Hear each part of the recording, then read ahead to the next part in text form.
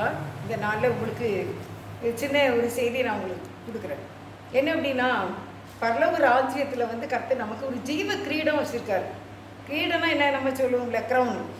அது யாருக்கு வைப்பாங்க? விசேஷமான ஒரு நபருக்கு வைப்பாங்க, பொண்ணுக்கு வைப்பாங்க, ராஜாக்களுக்கு வைப்பாங்க, சிறு பிள்ளைகள் பர்த்டேக்கு வைப்பாங்க. சும்மா எல்லாருக்கும் என்ன செய்ய முடியாது, கிரீடம் வைக்க முடியாது. ராஜாக்களுக்கு விசேஷமாக, ராணிகளுக்கு அப்படி வைப்பாங்க. ஆனால் இங்கே வந்து வெளிப்படுத்தல நம்ம 2வது அதிகாரம் 10வது வசனத்தை பார்க்குறோம். நீ படப்போகிற பாடுகளை குறித்து எவ்வளவு பயப்படாதே. இதோ நீங்கள் சோதிக்கப்படும் பொருட்டாக பிசாசானவன் உங்களில் சிலரை காவலில் போடுவான். 10 நாள் உபத்திரப்படுவீர்கள்.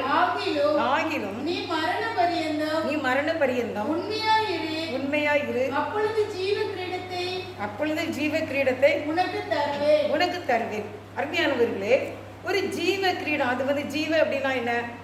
உயிர் உள்ள நித்திய காலமாக பரலோக ராஜ்யத்தில் நம்ம போய் இருக்கும்போது தேவன் அந்த கிரீடத்தை, அந்த க்ரௌன் வைத்து நம்ம தலையில் வைத்து நம்மை அழகு பார்க்கக்கூடிய ஒரு காரியம் அங்கே நடக்கும். அதற்கு சில குவாலிஃபிகேஷன், தகுதிகள் தேவை. அது என்ன தகுதி அப்படின்னா, நீ படப்போகிற பாடுகளை குறித்து எவ்வளவும் பயப்படாதே.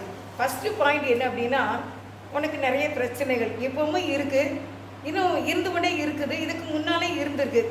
இதை குறித்து நீ என்ன செய்யாத அப்படின்னா, எவ்வளவும் அப்படின்னா ஒரு கடுகளவுன்னு சொல்லுவோங்களே நம்ம, அந்த மாதிரி ஒரு கடுகளவு கூட நீ என்ன செய்யாத, பயப்படாத, எவ்வளவும் பயப்படாத அப்படின்னு சொல்லிட்டு அடுத்து சொல்கிறாரு. உங்களை என்ன செய்வாங்க, காவலில் போடுவாங்க, சிறைச்சாலையில் போடுறாங்கல்ல, அப்படி நெருக்கப்படக்கூடிய ஒரு சிச்சுவேஷன் தான் அது காவல் அப்படிங்கிறது. அடுத்த வார்த்தை என்ன அப்படின்னா, 10 நாள் உபத்திரப்படுவீர்கள். அப்போ 10 நாள்னால் வேதத்தினுடைய இதுபடி நம்ம பார்த்தா கொஞ்ச நாள் தான். 10 நாள் நம்ம கொஞ்சம் தானே. இப்போ தான் நம்ம வந்து இன்றைக்கி நம்ம ஜூலை மாதம் 4ஆம் தேதி இந்த செய்தியை உங்களுக்கு நான் கொடுக்குறேன். ஜனவரி 1, 2026 இப்போ தான் தொடங்கின மாதிரி இருந்துச்சு. இதுக்குள்ளே நம்ம 7வது மாதம் வந்துட்டோம். கொஞ்ச நாள், அந்த 10 நாளுங்கிறத கொஞ்ச நாளாக நீங்கள் எடுத்துக்கோங்க. இந்த கொஞ்ச நாள் நீங்கள் என்ன செய்வீங்க, உபத்திரப்படுவீங்க. சில கஷ்டங்கள் இருக்கும், சில துன்பங்கள் இருக்கும். அதில் நீ என்ன செய்யணும் அப்படின்னா, உண்மையாக இருக்க வேண்டும். அந்த உபத்திரவத்தில் நீங்கள் பொறுமையாக இருக்க வேண்டும். ஒரு கதை ஒன்று நான் படித்தேன். கதையில் நிஜம்தாமல, படித்ததில் பிடித்ததுமாங்கல, அந்த மாதிரி. நெப்போலியன் அவர் அரசராக இருந்த காலத்தில் ஒரு வாசல் வழியாக யாரையுமே ராஜாவுடைய முத்திரை இல்லாமல் உள்ளே வரவே கூடாது. அரண்மனைக்குள்ளே ராஜ முத்திரையை காட்டாமல் யாருமே உள்ளே வரக்கூடாது அப்படின்னு சொல்லியிருந்திருக்காரு நெப்போலியன். அப்படிப்பட்ட ஒரு நாள் நெப்போலியன் மாறு வேடத்தில் தன்னுடைய குதிரையில் தன்னுடைய சேவகர்களோடு அந்த வாசலுக்கு வந்து அவர் உள்ளே போகின்றார். அப்போ என்ன அப்படின்னா, அந்த காவல்காரன் அவரை விடமாட்டேன் என்றான். நான் உள்ளே போகணும், கண்டிப்பாக நான் உள்ளே போகணும் அப்படின்னு நெப்போலியன் எவ்வளவோ சொன்னார். ஆனால் அந்த காவல்காரன் என்ன சொன்னான் அப்படின்னா, எனக்கு நெப்போலியன் மன்னனுடைய அந்த மோதிரத்தின் முத்திரையை நீ எனக்கு காட்டு, நான் உள்ளே உன்னை போக விடுகின்றேன். எனக்கு கொடுக்கப்பட்ட கட்டளை அதுதான், அந்த கட்டளை இல்லாமல் உன்னை நான் அனுப்ப முடியாது அப்படின்னு சொல்லிட்டார். சொன்ன உடனே நெப்போலியன் தன்னுடைய அந்த குதிரையோடு அவரும் அவருடைய செர்வன்ட்டு போயிட்டாங்க. அப்போ எல்லாரும் என்ன சொன்னாங்க அப்படின்னா, இது நெப்போலியனையே உள்ளே விடாமல் விட்டுட்டாரு, இவன் அவ்வளோதான், இவன் கொலை செய்யப்படுவான் என்று எல்லோரும் பேசிக்கொண்டார்கள்.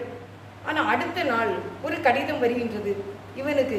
என்ன அப்படின்னா, உன்னை நான் பதவி உயர்வு செய்கின்றேன், நீ மிகவும் உண்மையாக இருந்ததுனால உனக்கு நான் பதவி உயர்வு கொடுக்கின்றேன், நீ அரண்மனையிலே மேலான ஒரு அதிகாரத்தில் இனிமேல் இருப்பாய் என்று சொல்லி நெப்போலியனுடைய மோதிரத்தின் முத்திரையை அவர்கள் அதில் அறிவித்திருந்தார்கள், ஆணையிட்டிருந்தார்கள்.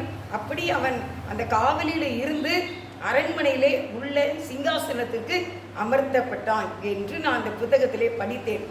அருமையானவர்களே, அந்த உண்மை அதான் இதில் சொல்லியிருக்கு, நீ மரண பரியந்தம் உண்மையாயிரு, அப்பொழுது ஜீவ கிரீடத்தை உனக்கு தருவேன். அப்போ இவர் கிரீடம் பெறக்கூடிய ஒரு சூழ்நிலைக்கு இந்த காவல்காரன் போய்விட்டான். அதே மாதிரி அருமையானவர்களே, நம்முடைய வாழ்க்கையில் கூட ஒவ்வொரு விஷயத்திலையும் நம்ம உண்மையாக இருப்பதில் கவனமாக இருக்க வேண்டும். சின்ன விஷயம் தானே அப்படின்னு இருக்கக்கூடாது. வேதம் சொல்லுது, கொஞ்சத்தில் நீ உண்மையாரு, ₹1 உண்மையாரு, இவ்வளோ நாள்ல உண்மையாரு, ஒரு சின்ன விஷயத்தில் உண்மையாரு, யார்கிட்டையும் சொல்லாதன்னு சொல்கிற விஷயத்தில் உண்மையாரு, கணவன்கிட்ட, மனைவிட்ட, பிள்ளைங்கள்கிட்ட, என்ன நம்முடைய நண்பர்கள் இருக்கிற எல்லார் இடத்திலும், நம்முடைய போதகர், நம்முடைய கவர்மெண்ட்டுக்கு வரி கட்டுறதில் எல்லாவற்றிலும் நாம் உண்மையாக இருந்தால் தேவன் இந்த பூமியிலையும் நம்மை ஆசீர்வதித்து பரலோக ராஜ்யத்தில் அந்த நித்திய கிரீடத்தை, அந்த ஜீவ கிரீடத்தை நமக்கு தந்து நம்மை ஆசீர்வதித்து வழி நடத்துவார். உண்மையாக இருப்போம், ஜீவ கிரீடத்தை பெறுவோம், இந்த பூமியிலே வாழ்ந்து சுகித்திருப்போம். கர்த்தர் நிச்சயமாக உங்களை ஆசீர்வதிப்பார். God bless you.